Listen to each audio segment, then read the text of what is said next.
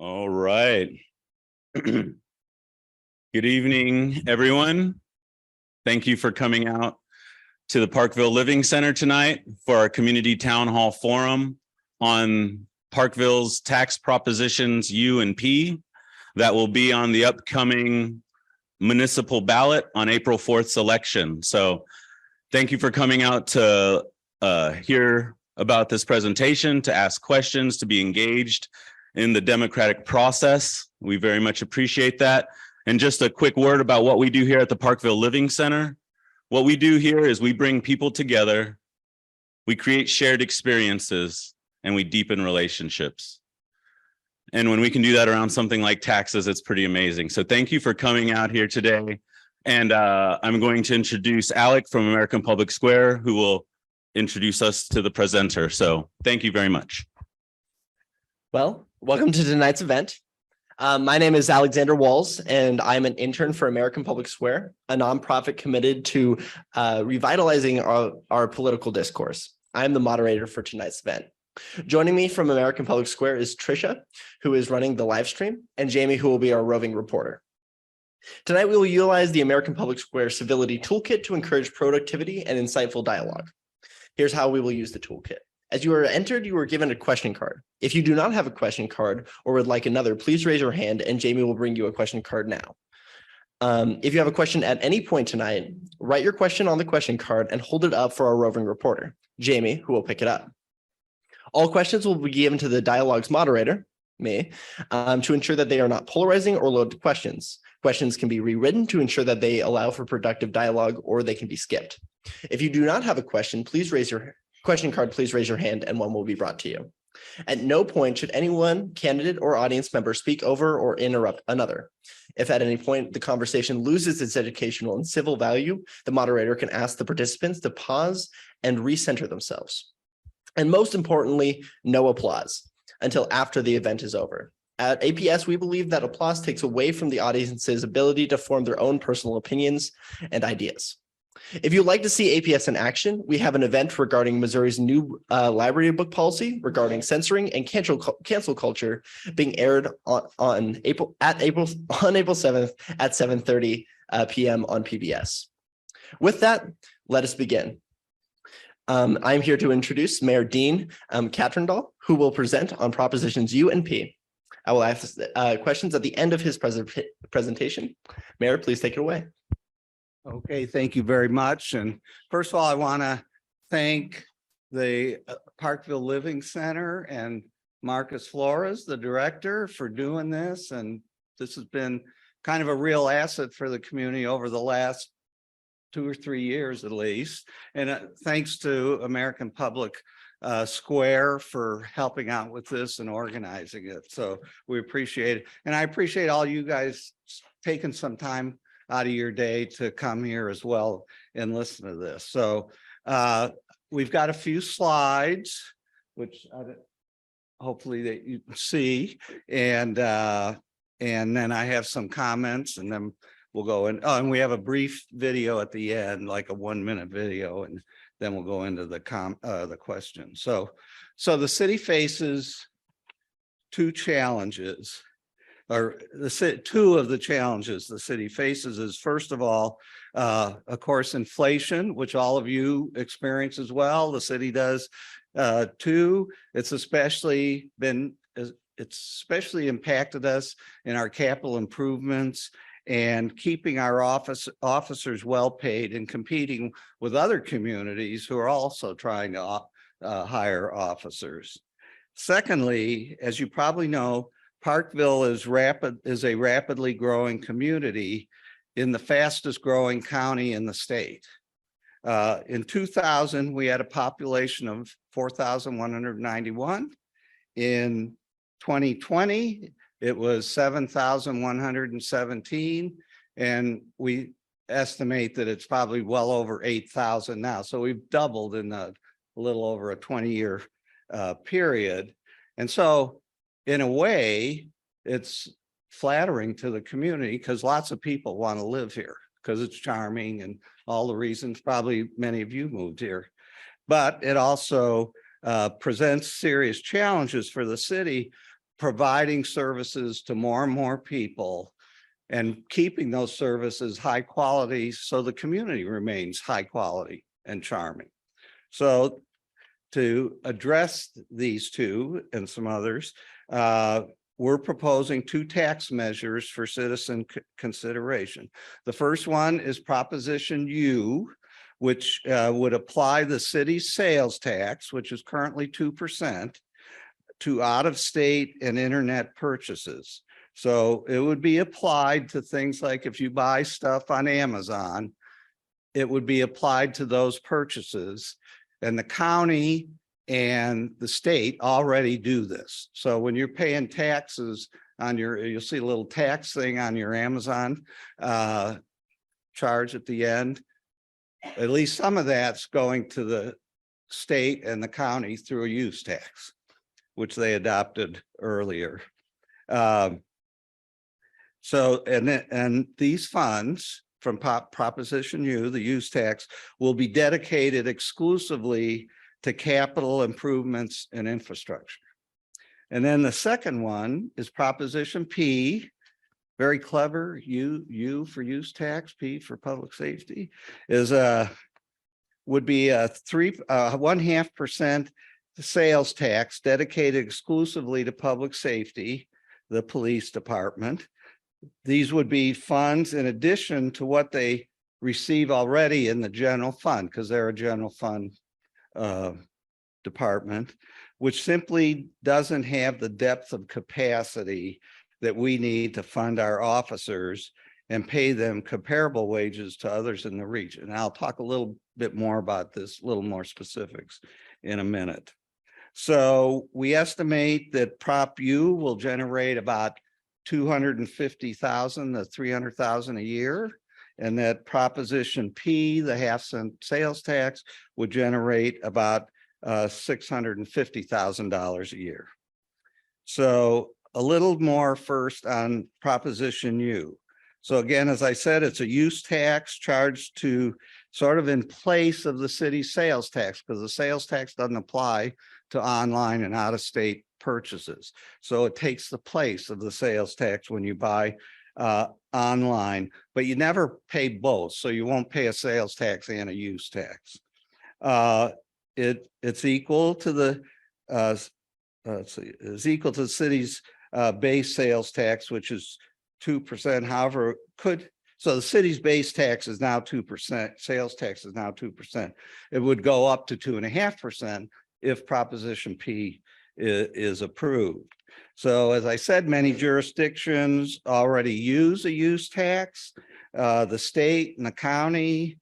So you're already paying those on internet sales, but also many of our surrounding communities. Riverside has one, Platte City has one. I think there's over 200 jurisdictions in the state of Missouri that use a use tax. And finally, for some businesses, it levels the playing field. If you buy a candle in downtown Parkville, you, of course, besides the price and everything, you pay 2% to the city for the sales tax. But if you buy that candle on Amazon, you don't pay that 2%. So it sort of levels the playing field for brick and mortar businesses and the internet businesses. Next, so Proposition U, as I said, is dedicated exclusively to capital infrastructure projects. So I want to point this out. It's written in to the proposition. You'll see when you come to vote next Tuesday that it specifically says dedicated to infrastructure and capital improvements. And so that can't be changed by the Board of Aldermen. It could only be changed if there was another vote. You know, if some city government in the future wanted to change its use to something else. So we've identified the first couple of projects that we would use these funds on. The first one is improvements to Highway 9, continuing our project that started up north near the Commons. This would go from 4th Street down through the pesky triangle there and hopefully we make it less pesky, and on to the entrance to Park University. And then also First Street through the zigzag downtown out as far as Crooked Road. So that's the focus of it. We've already received, thanks to the good work of city staff, a federal grant to help pay for that. And that project's in the millions, like over $5 million.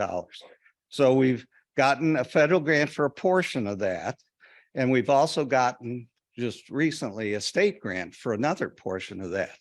But we still are short about $650,000 that they expect the city to put in to be local money. Unless y'all want to just contribute. I guess that's what we're asking you to do. But so the use tax would be used to help pay our portion of that local match. So the other initial project we identified is sidewalks on Bell Road. If you've been on Bell Road, you know how it can be pretty dangerous. I know there's a gentleman that goes up with his wheelchair every so often to the store, and it's dangerous. And so we also, again, through our staff work, received a grant for that, for those sidewalks, a federal grant. But we still need about 600,000 for our part of the match on that. So again, we'd use the Proposition U funds for those. I do want to emphasize these are only the first two projects. They're sort of examples so you get the idea of what the money would be used for. So we have a capital improvement plan, a 5-year plan. It's a part of our budget that's adopted every year. It's online. You can go see it if you look up our budget.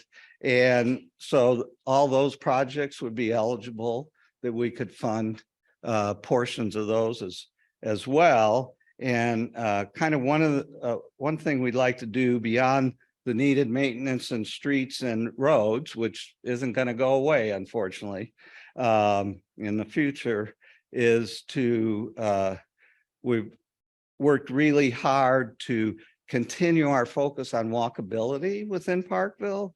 Staff's worked hard to really focus on seeing if we can get grants, which are harder.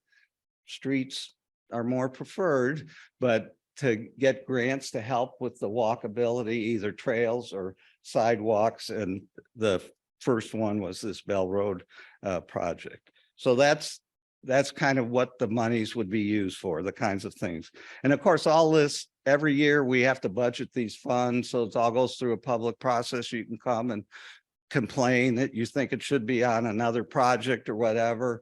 And it's, all done in the public. So the other one, and a little more information on Proposition P, is dedicated to the funding of police salaries, police equipment and that. So over the last 2 or 3 years, the city has authorized new officer positions in order to accommodate the increased population and of course the increased calls we get because of the increased population. In addition, the city has raised police officer pay over the last 2 or 3 years, first of all, because the officers deserve it, but also, to be honest, to compete with other Riverside and Gladstone and other communities who are also looking for officers. And I know the whole labor market is pretty tough now, but it's really tough for police officers. So the city has committed to increase salaries over the last few years. So these increases have caused the general fund to be over budget in the last 2 years by approximately $400,000. So how do we do that? Pixie dust. That's what we used to say in the city government. Now, what we have done is to balance the budget. We've last year, and I think maybe the year before that too, they used city reserve funds, which is really a bad thing to do because if your reserves go down, if anything happens, you're in trouble. And then this last year, we used one-time only federal funds that came to the city as a part of our COVID relief money. The federal government was sending out checks to cities and counties and states and that to help them through that period. And so they're called ARPA funds. So we're using $400,000 of ARPA funds to balance the budget so we can, pay everybody, all the police and that. So also please note that on this chart and all this materials back at the back on the table, you can pick it up, that we have one of the lowest sales taxes or base sales tax anyways in the metro area. Only Riverside and North Kansas City have lower base sales tax than we do. And this will still be one of the very lowest, even if the half-cent Proposition P passes. So, and the principal reason, why do we pick a sales tax instead of trying something else like property tax? We had a debate about that. Is the sales tax will be paid not only by you guys, residents of Parkville, but also by people that visit. And we're getting a lot more visitors, and they use the police services just like we do.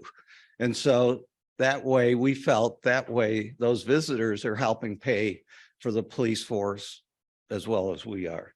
So that's why we picked that method of funding this. So Proposition P, as I said, will be used for such things as new police positions. We expanded those positions over the last couple of years, upgrading our police fleet. I know some of our cars date back to the early last decade. And so we'll be able to modernize those and also keep our equipment up to date and use the new technology to our benefit. And also establishing a satellite police station out west. That area, is growing. It's quite separated from our main police station in the Commons. And so that'll help us there. We're not going to build a new building, and what we're doing is looking for options for an existing building to take space in there and have them be in close proximity to where the action is, where the people are. So make it very accessible, very visible to the public. So what's the impact on individuals like you? Well, if you buy $100 of dog food and dog treats on Amazon, and I have, so not totally making that up, it'll cost you an extra $2, or if we pass Proposition P, it'd be $2.50 on that $100 purchase. And if for Proposition P, the sales tax for public safety, if you spent $10 on a burger and a Coke and fries, that would be an additional 5 cents. So that's kind of, you judge the individual impact on your purchases. So the last thing, and then we can move on to the brief video and then the questions. First, as I've mentioned, so why are we doing this now? That's what I wanted to address. Why now and not some other time? Well, first, as I mentioned, our general fund is down 400,000 in the red by $400,000. So we have to do something. We either have to cut positions and other things, or we need to fund that $400,000. Also, our population is growing rapidly. It's probably grown the most rapidly in just the last 2 or 3 years. And so we just need more resources to serve more people that are in the city. And we also, last year, I think it was, they passed the federal bipartisan infrastructure bill. So there's a lot of infrastructure money coming out over the next 5 years. And so if we want to take advantage of that, we'll need to provide match for various capital improvement projects that we apply for and get federal funds. And we've been thanks to some of our staff, been very fortunate in being able to tap some of these funds.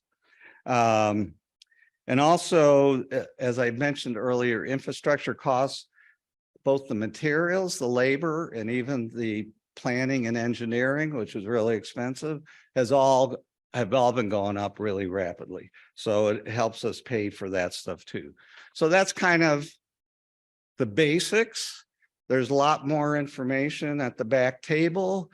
Also, we have a website, proparkville.com. Proparkville.com. You get a lot. We have a big long list of frequently asked questions in that, and you get information off that as well. So I think we're going to show the video, and then we'll open up for questions.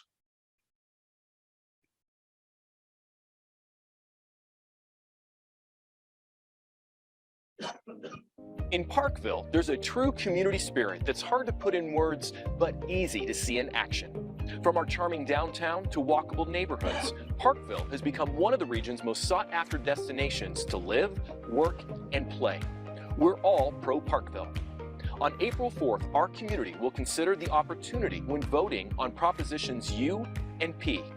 By modernizing our city's revenue streams, we can provide improved amenities like expanded police presence and quality infrastructure. Today, our local retailers are at a disadvantage to online shopping because Parkville shops are charged a local sales tax and their online national competitors are not. Proposition U helps to level the playing field by making online purchases equitable to local ones and will support quality infrastructure across the city. Proposition P is a sales tax that will provide our local police force with the dedicated funding and resources they need to attract and retain top talent to keep our community safe and thriving. It will support community policing activities such as a new satellite police location, a modernized vehicle fleet, and upgraded technology to support our residents and businesses. Revenues generated from these two propositions will help us to keep up with the growing cost of running a first-rate city and allow Parkville to maintain our charm. On April 4th, city voters will decide if Parkville should institute a use tax and a public safety tax. You can learn more at proparkville.com. Okay. In Parkville, there's a true community spirit that's hard to put in words. Want to watch it again? Was it that good? Maybe not. So I did one last thing before we move to the questions. I just want to thank again the Parkville Living community and American Public Square for hosting this. This is great for our community. And I want to thank all of you for coming out, taking your time, being this interested in our community. So with that, I think our moderator has the questions. So. Yes. So to start, how much more will the average citizen spend on regular expenses with these propositions if they were to be passed? Boy, I honestly don't know how much any of you spend on Amazon, and you're probably happy that I don't. So that's really hard to estimate. What we did to get the 250 to 300, we looked at cities of similar size and similar situation that have used taxes and what are they collecting. But it's very hard to say how much, how much online shopping do you do? And as far as the public safety half-cent sales tax, how much do you go out to restaurants? Do you shop at the Price Chopper? Then more of it, you'll spend more here. If you do your shopping down at Hy-Vee and you don't use Price Chopper and you don't go out to restaurants here much, then you won't spend much on it. So that's about as specific as I can get. Great. Where will the citizens be able to see the effect of their tax dollars? When will these projects be up for public review? Well, if this passes, we start collecting, I believe it's in the middle of the year. July 1st. So we'll start getting the money. I mean, one thing is, once we know the funds are there, especially the police funds, the Proposition P funds, we know we can go ahead, we can start modernizing our cars, our fleet, our technology. We can start planning for that. Next year, we won't have to dip into reserve funds and that, and we'll have, and all our police, and it'll all be in our budget, so you'll see that. As far as the use tax funds, this will allow us now to go ahead, we've got the money for both Bell Road and Highway 9, so we can go ahead and start doing the planning. There'll be a lot of public meetings around the planning. I know, like the Triangle, we've been asked several times about the Triangle. People aren't only interested in, are you going to address the Triangle? What are you going to do with that triangle? How's it going to affect me going through there? So there'll be a lot of meetings about different design options and getting community input on how that will go. That'll probably start taking place maybe later this year. Bell Road, I think, will move faster once we've got all the money in hand as far as the planning and engineering and that. And just correct me, Alexa, if I say anything wrong, okay?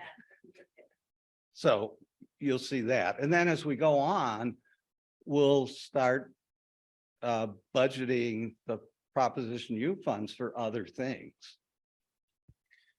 So that kind of brings me into my next question. Are these propositions temporary, or will they just be indefinitely and you will continuously use them for They're new projects? indefinitely, just like our regular sales tax and that. They're just, oh, sorry. They'll go on indefinitely. No sunset. Great. So I'm going to shift to a few audience questions, then I'll go back to the questions that were pre-prepared. Oh, okay. So what data have you used to determine that these projects what data have you used to determine that these projects are a need for the community? Okay, I assume you mean, well, as far as the police investment, we feel we're getting more and more calls. It makes it harder and harder for our police officers to have time to work in the neighborhoods and that, and where they're very well liked. And people like to see police officers in their communities. As far as the capital improvement projects, what was the question again? Lost. They were curious. This individual was curious because what did we do? Like, how did you determine that these, and will they get enough traffic? Like, will they be of value to the community? Yeah. So Highway 9, that planning started around 2014, 2015. They actually got a planning grant from the Mid-America Regional Council because Highway 9, not only the traffic, but there's always been, we've heard from the community, a real desire to make it more walkable. And there was no way, nobody like in this part of town could walk up to the grocery store because there were no sidewalks. There weren't even any curbs and for a lot of it. And so that planning was started back in 2015. They managed to do the first phase, which just completed last year. And so it's always been on our radar to keep moving and try to do the whole Highway 9. And I know it's always been a high priority for the city. Bell Road, we've heard lots and lots of people that want to see something happen with Bell Road. Now, we'd like to fix the whole road, put curbs in and that, but the pedestrian access is the most important part of it. And these funds that we applied for are restricted to pedestrian improvements. So we felt it was a real opportunity to at least provide sidewalks in that area so people could get back and forth. So but Bell Road has been, as far as I know, I've lived here about 18 years. I've always heard the Bell Road was a priority. Can't we do something with it? And it's a very tough road, it's very hilly. And so this is our first opportunity to really do something. Great. So now I'm going to shift back to some questions that were pre-designed. So what is the expected impact of Proposition UNP on local businesses and businesses in general in Parkville? Well, I know last week I was talking to Teresa Bentley with Bentley Guitar there, and she didn't feel it would have any real impact like the use tax because lots of the sales are already online. There are a lot of them are already taxed. Like I said, if you buy something on Amazon, you'll see that you're paying taxes at the bottom. They do a lot of their business now is online, not through the store. So I don't think a 1/2 cent sales tax is going to impact the cities, and the use tax doesn't really affect them directly at all, except the improvements. I know the downtown businesses are really looking forward to the improvements on Highway 9. But the use tax really involves the internet sellers and providers, not so much our local businesses. Great. Let's shift back to a few audience questions. Okay. So this person is concerned about the financial plan. Has the city prepared a financial plan detailing the revenues and how they will specifically be used? Yeah, so every year as a part of the budget process, we do a forecast. How much revenue we got, how much sales tax do we anticipate? How much property tax? What are we going to get from building permits? What are we going to get from investments and other resources? And so some years we might project more because maybe the economy is booming and we expect to get more taxes in, and some years the economy is a little depressed and we expect less. So anyways, we do a forecast of our revenue, and then we also do a forecast of our expenditures. What do we anticipate expending our funds on? You know, are we just going to keep the staff we have? Are we going to try to start a new program? Is there a new capital project that we need to address now and put that in the budget? And then of course, the two have to end up balancing. And so sometimes you not going to get enough revenue, you got to cut something out of the expenditure part. But we have a detailed forecast in our budget. And all our budgets are posted online every year, so you can go back a bunch of years. But you can go on there and you can see what we forecast. Plus, we have several public hearings. I have to say they're not very well attended, but we have several public hearings, and the staff walks through the budget. They walk through the forecast. This is why we think we're going to get this amount of revenue. Here's our expenditures up. We don't think we can put, Public Works would like $250,000 for overlays, or they'd like $350,000.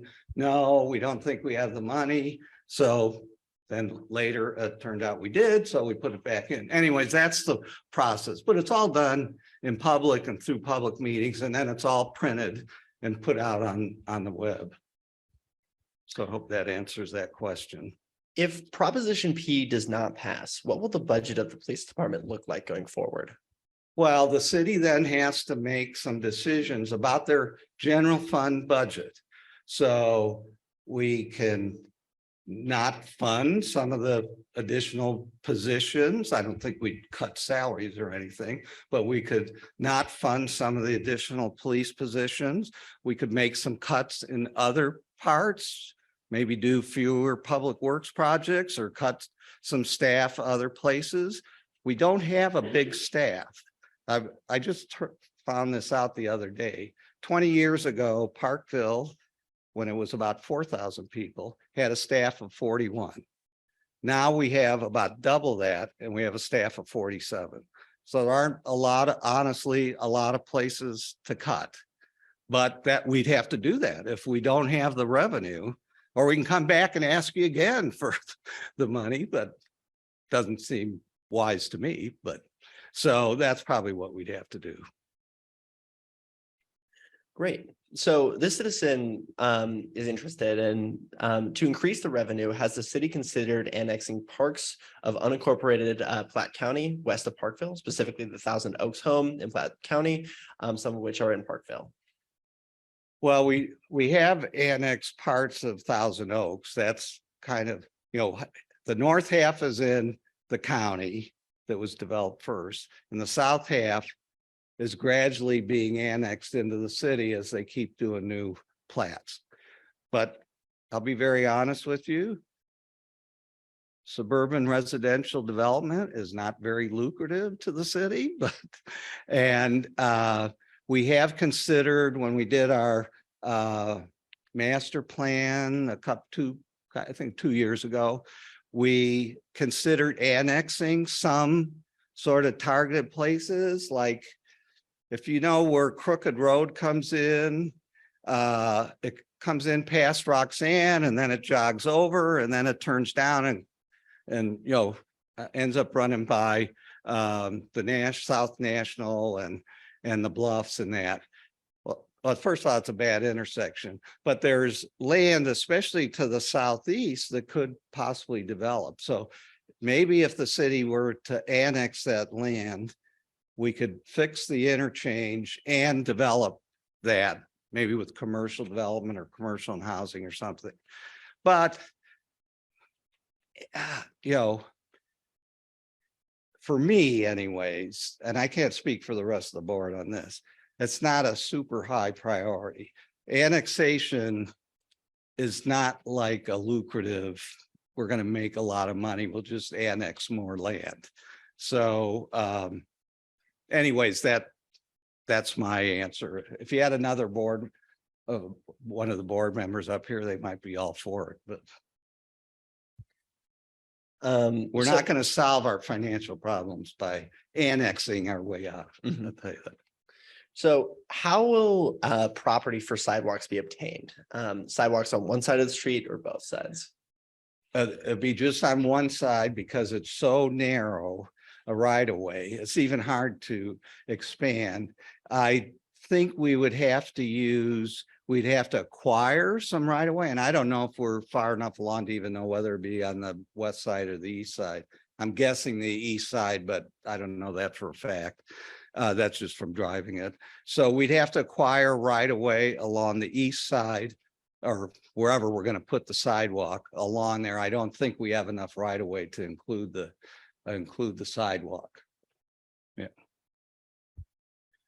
Will the city prioritize making any of the existing sidewalks walkable and bikeable before expanding on the roads and the new creation of new sidewalks? Well, I think we're going to balance both. I don't want to say, okay, all the rest of the money. I know some people would like that. Will just be spent on trails and sidewalks. And I'd like to see us have, and maybe Proposition U will allow us to do that. Need some more votes to make sure, but is create a fund to expand our trails. Or Alexa knows I talked about this when we both first came on. Expand our trails, expand our sidewalks, make the community more connected. And that's all. When we did the park plan back in 2015, trails was a very high priority item, and I expect that to be again. So I can't say we'll prioritize it above streets and that, but it's sure on our radar, and we'll do everything we can to get all the funds we can targeted to trails and sidewalks, and maybe some not Proposition U funds. I don't know, maybe the park fund once we update the plan, and if trails are still important, maybe some park sales tax funds could be used for that. I'm not promising that. That'll be up to the park board to recommend it and then come to the Board of Aldermen, and we'd have to prove that. But I personally would be supportive of that. So this citizen was wondering, how were the specific numbers for the sales tax increase determined? And they were wondering, why is it different downtown and in Creekside? Well, there was sort of two parts to that. How do we determine what the sales tax will generate?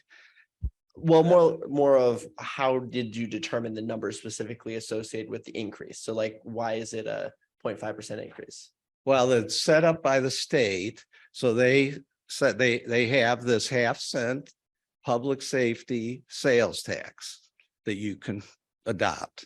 And so that's why we use that.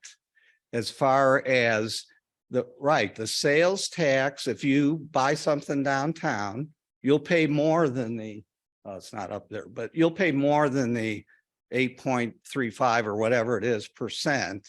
That's our sort of our base tax, because downtown, we have a CID that was approved by the property owners in that area a number of years ago. And so that money goes to the CID as Community Improvement District, and they use those funds for improvements downtown. Might be flowers, it might be public improvements, capital improvements, it could be services and that. The Commons is the same way. They have what's called a TDD, Transportation Development District. And so those funds are used to improve roads around the Commons and I think around the Quick Trip there. And some of those funds were used to help us fund the improvements we did on Highway 9.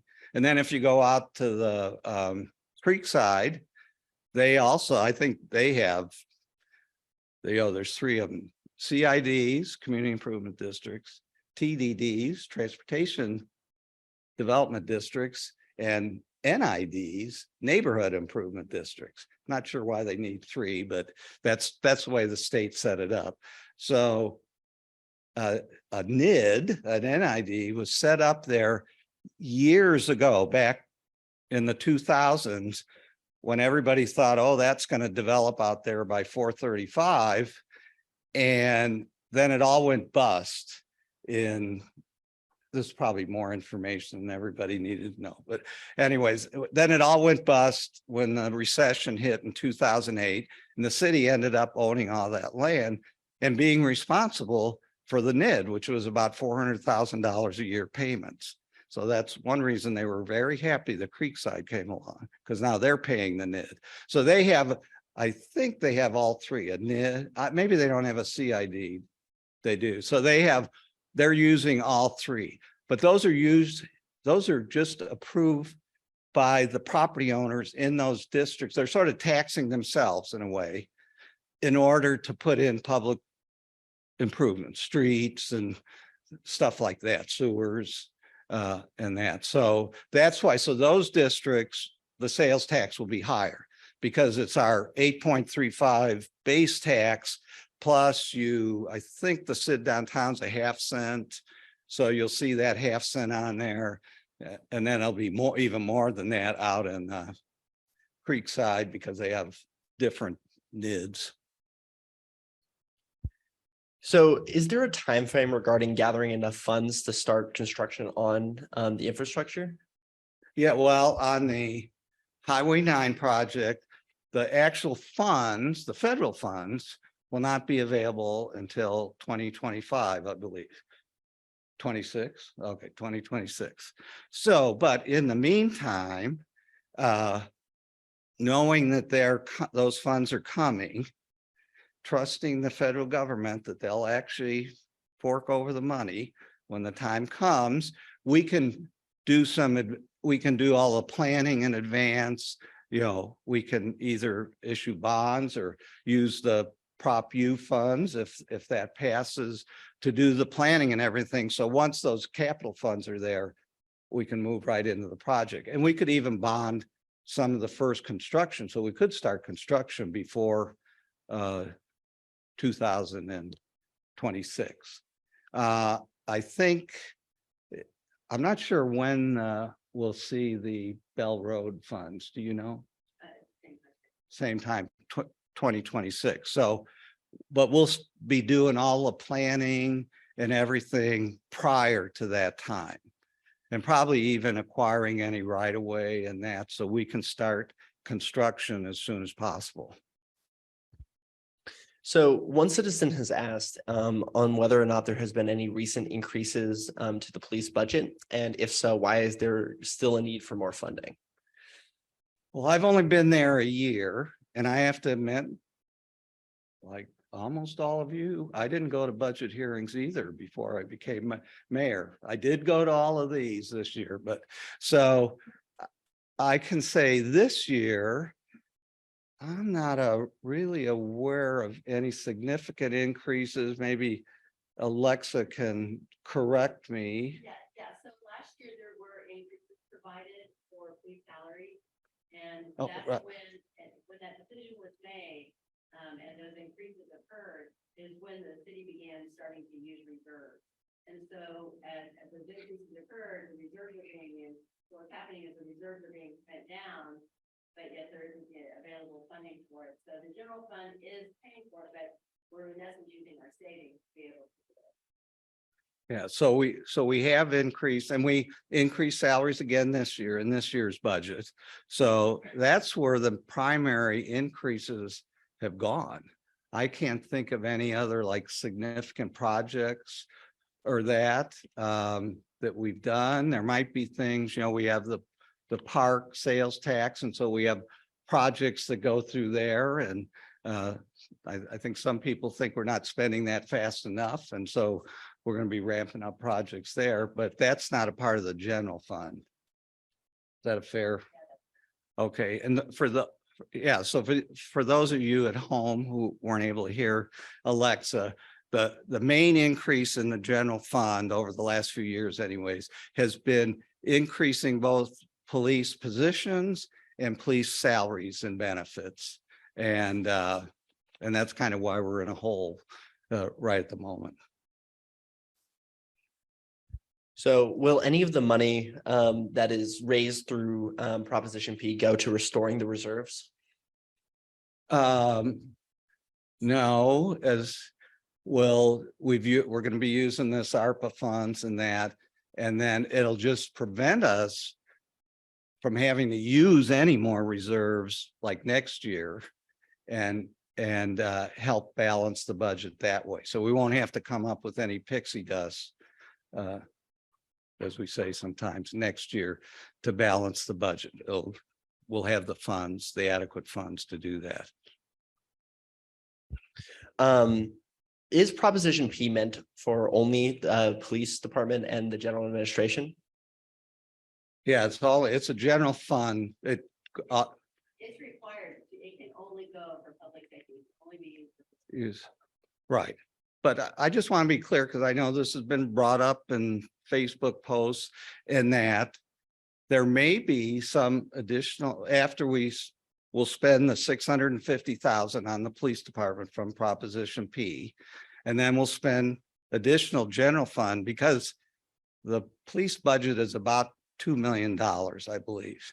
And so then we'll spend general fund money to get to $2 million. There may be some, now that we've balanced sort of the police budget, there may be a small amount of money left.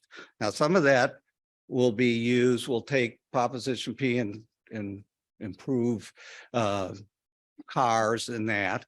The rest will just have to go through the budget process and everybody will see where the money's going. So, but that's sort of the way the state sets it up. We're creatures of the state. They set up all the rules, how you can operate, how you can tax, where the tax money has to go, and then we follow those rules. So with Proposition P, would you say that the majority of the money is going to keeping salaries competitive and updating equipment? Oh, absolutely. Most of the money will go straight to the police department and also improving our equipment, our cars and that, but then salaries and positions and benefits. Do we currently have a problem with staffing regarding salaries within our? Yeah, it's very competitive. So even though we've raised our salaries, like last year they raised the salaries, then Riverside raised their salaries. So we're in a little bit of an arms race with other communities. So then we raised our salaries to compete with them. So we'll be continuing to invest Proposition P and general fund money in the police department to get those positions filled. But there are a few positions that the chief's trying to fill. He wants quality people, not just anybody off the street. We all support that. Hopefully the community does as well. So we're not just trying to get a body to say we have a position filled. So it takes time. So this citizen is interested on how has Creekside impacted the tax revenues and the decision-making process of these propositions? Of the, how it's impacted this, Yeah, these the tax decision. Yeah. propositions. I don't think it's impacted it directly. I know there's been some claim that, well, gee, Creekside was supposed to be a cash cow. What happened to all that money? What Creekside did was, as I said, before Creekside, the city was paying $400,000 a year for the sewers through the neighborhood improvement district out there, and nothing was happening. Nobody was paying any taxes out there. It was just all vacant land. So with Creekside coming on, first of all, Creekside pays that $400,000. So the city's out from under that $400,000. Secondly, they pay taxes. Now they get incentives. They get a healthy set of incentives. But you show me a $300 million project anywhere in the metropolitan area that doesn't get incentives. Hunt Midwest is going to build a big project up here by Platte City. They're getting incentives. So they got a healthy set of incentives, but we still get I saw these figures and we can provide them, but we get in the neighborhood of $100,000 to $150,000, I would say, in tax revenue, our portion. And then part of it is abated for the developer. And part of it goes into what's called a pilot payment in lieu of taxes that come. So the net benefit, if you will, of Creekside right now to the city, just financially, not saying, gee, it's nice to have Johnny's out there and stuff like that, is about $550,000, taking the 400 we don't have to pay and the 150 we're getting in taxes. So it helps. If we didn't have it, first of all, if we didn't have it, we'd be paying that 400,000 and we're already 400,000 in the hole. So we'd be 800,000 in the hole. And we'd have to do some real cutting of the city. So If Proposition U is passed, will it eliminate the need of future tax increases for community infrastructure and the community as a whole? well, the city, we haven't really passed a lot, we don't have much of a capital improvement, but we overlay the streets every year. All that money comes from the county, from the road tax that you approved last November, the county road tax. That some of that money comes to the city, and we use all that money for overlays on our streets, curbs, and sidewalks. So we haven't been putting any of our money into that. The Proposition U would give us the opportunity to possibly use some of that money to expand those programs, fix more sidewalks, that kind of thing. I start talking and I lose track of the original question. Oh, it was, so I don't anticipate that there'll be any more tax increases for capital improvements. It's just, we haven't talked about it. There's not a ready source like a sales tax or something. So it'd have to be a property tax increase, and that would be a vote of the people. So this kind of like segues me into then the next question. So regarding both of these propositions, if they were to be passed, would they be effective funding for the foreseeable future for this community, or will in like the next 5 years require another increase in taxes? We hope not. As our city grows and our commercial base grows and we get more sales tax, as the property, hopefully we'll grow what sort of in step with our revenue. But we've experienced such rapid expansion of the city. So I don't anticipate that. Right. So we're getting down to our last few questions here. Okay. So how would you measure the success of these two propositions if they were to be passed? Well, I would look, we have a strong, healthy, fully staffed police department that we're able not only to respond to all the incidents that occur, but we're able to make connections in the neighborhoods and build our community and relationships there. On the capital improvement side, that Highway 9 is done, and maybe we're starting on the next phase, that there's sidewalks finally on Bell Road, which I think a lot of people thought would never happen in our lifetime. And we're doing some other things. Maybe we're overlaying more streets than we've been able to do in the past. We just, I was gonna tell you, we just adopted a really cool new system to evaluate every mile of street in the city and then catalog which ones need improvement. And it's a really neat system. And so we can target the money that we do have for overlays to the places that need it most. If Proposition U is not approved, what does that mean for the federal funding? Well, if we can't dig the money up somewhere else, we'd have to give it back. If you don't put in your match, they don't say, oh, well, that's okay. We'll give you that money. So we'd have to do it some way else. We might maybe issue bonds or something and try to fund it that way. And that'd be the same for Bell Road. It's just much harder to do, and you're pretty limited on how much you can do. So as we kind of wrap up, can you give us a 1-ish minute pitch, like your elevator pitch for these two propositions?